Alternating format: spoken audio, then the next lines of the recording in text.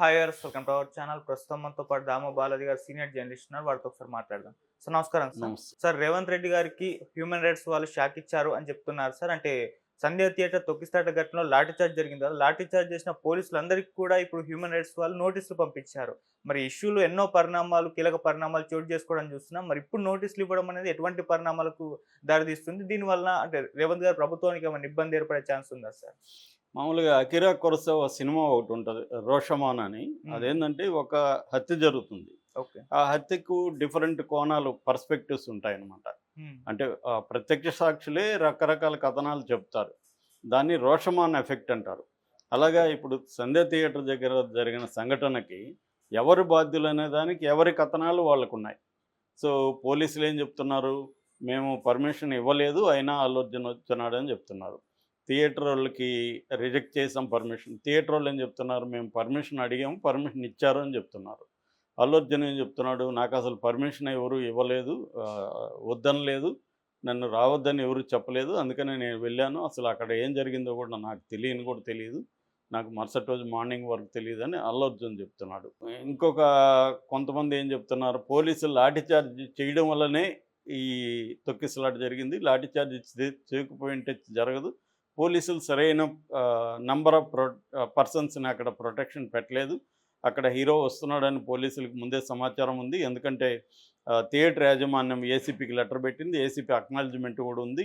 ఇలాగా రకరకాల view points వస్తున్నాయి. అంటే జరిగిన సంఘటన ఒకటే. అక్కడ తొక్కిసలాట అంటే ఏంటి, క్రౌడ్ ఎక్కువయ్యారు. ఎక్కువ ఈ ప్రెజర్ అవ్వడంతో ఈమెకి ఊపిరాడకుండా చనిపోయింది. బాబు ఆక్సిజన్ బ్రెయిన్కి కట్ అయిపోయింది. దానివల్ల అతను అపస్మారక స్థితిలోకి వెళ్ళిపోయాడు. సంఘటన వాస్తవము. కానీ సంఘటనకు దారితీసిన పరిస్థితులు, సంఘటనకు కారణమైన వ్యక్తులు ఎవరు అనేది ఇక్కడ తేలాలి. సో, ఈ యాంగిల్లో ఇప్పుడు పోలీసులు కానీ, రేవంత్ రెడ్డి ప్రభుత్వం కానీ అల్లు అర్జునే దోషిగా నిరూపించడానికి, అది కూడా పబ్లిక్లో, కోర్టులో కాదు, నిరూపించడానికి ప్రయత్నించింది. సక్సెస్ కూడా అయింది. చాలామంది అల్లు అర్జునే దోషి అన్నట్టుగా నమ్మే పరిస్థితి ఏర్పడింది. అవును. ఈ క్రమంలో దిల్ రాజు మొత్తం ఇండస్ట్రీని తీసుకెళ్ళి ఆయనకి శాలువాలు అవి కప్పించి మొత్తానికి ఆయన ఈగో సాటిస్ఫై చేసి ఆహ్, చేశారు. అది బయటికి. లోపల ఏదన్నా సెటిల్ అయిందో తెలీదు. కొంతమంది లోపల కూడా బ్యాక్ డోర్‌లో సెటిల్ చేసుకున్నారు వీళ్ళు. అందుకనే ఇప్పుడు అల్లు అర్జున్ వైపు నుంచి ఆహ్, అవన్నీ ఆగిపోయినాయి. ఎందుకంటే మనం చూస్తే కాంగ్రెస్ పార్టీలో చాలామంది అల్లు అర్జున్ గురించి యాంటీగా మాట్లాడడం, అసలు సినిమాలు తీయడం ఇతనికి రాదని చెప్పడం, ఇవన్నీ జరిగాయి. పోలీసులు కూడా వచ్చి ఓపెన్‌గా ప్రెస్ మీట్లు పెట్టి అల్లు అర్జున్ దోషి అన్నట్టుగా చెప్పేశారు. హ్మ్. సో, ఇప్పుడు అవన్నీ ఆగిపోయినాయంటే అర్థమైంది ఏదో ఒక రకమైన ఒప్పందం కుదిరింది. అందులో డబ్బులు తీసుకున్నారని ఆహ్, మన అంబటి రాంబాబు లాంటోళ్ళు ఆరోపించారు గానీ, ఏదేమైనా ఒక సెటిల్‌మెంట్ ఏదో జరిగింది. ఇంకా లీగల్ కోర్స్ మాత్రమే ఉంది. లీగల్ కోర్స్‌లో కూడా అల్లు అర్జున్ బెయిల్ ఇవ్వకూడదని చెప్పి గట్టిగా ఆర్గ్యుమెంట్స్ పోలీసులు వైపు నుంచి ప్రాసిక్యూషన్ చేశారా అంటే చేయలేదన్న ఫీలింగ్ అయితే జనాలకొస్తుంది. ఓకే.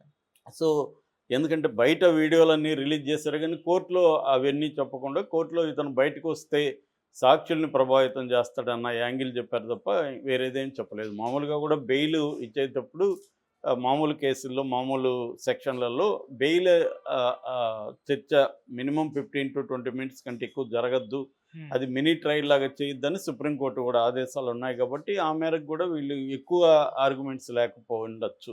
ఎందుకంటే అదేమి మినీ ట్రయల్ కాదు బెయిల్ అనేది. బెయిల్ అనేది ఎప్పుడూ కూడా బెయిల్ ఎందుకు వద్దంటారంటే, ఇతను ఫ్లైట్ రిస్క్, విదేశాలకు పారిపోవచ్చు, లేదా సాక్ష్యాధారాల్ని తారుమారు చేయొచ్చు, సాక్షుల్ని ప్రలోభపరచొచ్చు, లేదా బెదిరించొచ్చు అన్న 3 కండిషన్లు బేస్ చేసుకొని బెయిల్‌ని ఇన్వెస్టిగేటివ్ ఏజెన్సీస్ వ్యతిరేకిస్తుంటాయి. హ్మ్.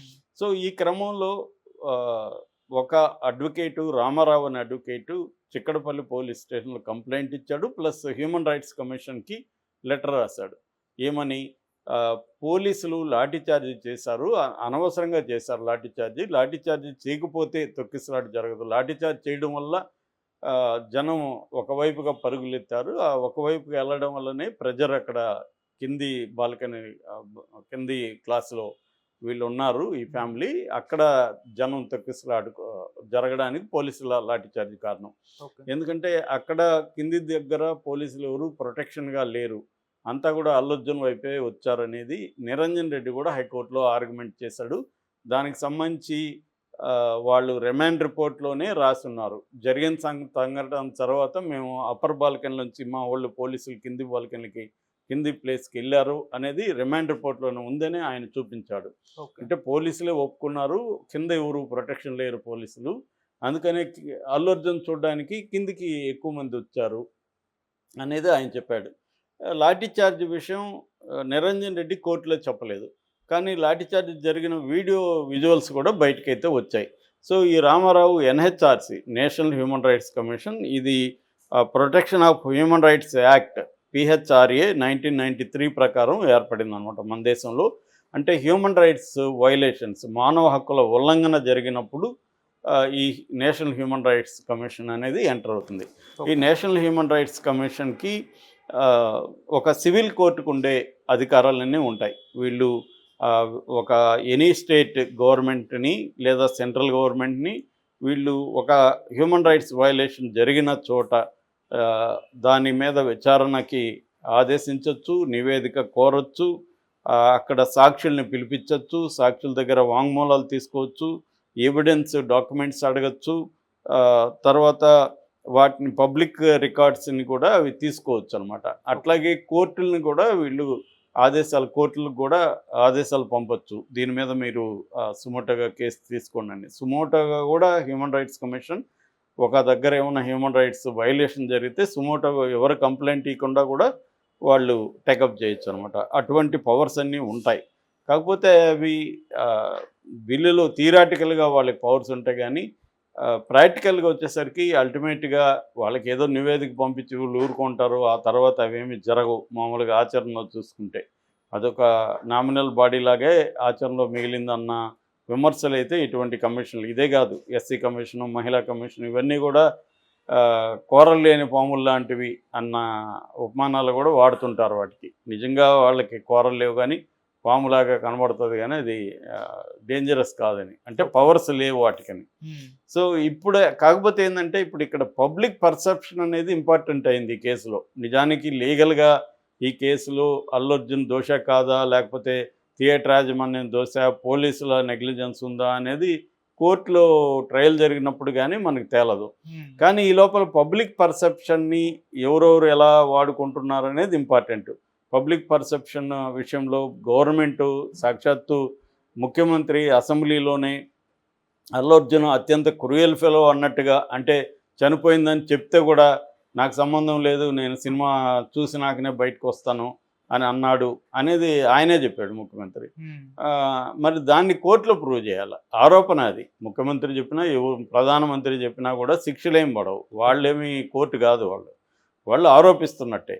ఆ ఆరోపణలు అనేవి ఎక్కడ తేలాలి? కోర్టులో తేలాలి. ఎందుకంటే మనకు ఒక ప్రజాస్వామ్య సిస్టమ్ ఎవాల్వ్ అయింది. దీంట్లో మనం ఎవరైనా ఇప్పుడు నువ్వు నేరం చేసావని నమ్మితే, నేను పవర్ఫుల్ అయితే నువ్వు నేరం చేసినట్టు కాదు కదా, నేను ఆరోపిస్తున్నాను అంతే. ఆ ప్రధానమంత్రి ఒక ఆరోపణ, ఇప్పుడు రాహుల్ గాంధీ మీద ప్రధానమంత్రి ఆరోపిస్తాడు, అంతమైన ఆయన నేరం చేసినట్టు కాదు కదా. అందుకనే వ్యవస్థలు ఏంటంటే మనం కొన్ని రకాల వ్యవస్థల్ని అభివృద్ధి చేసుకున్నాం ప్రజాస్వామ్యంలో. అదేంటంటే చట్టము, న్యాయము, దాని తర్వాత వాటిని డీల్ చేసేదానికి న్యాయ వ్యవస్థ వీలైనంత నిష్పక్షకంగా పనిచేయాలి, తమ వ్యక్తిగత రాగద్వేషాలకు అతీతంగా పనిచేయాలి. ఇలాంటి సిస్టమ్స్ ఉన్నాయి.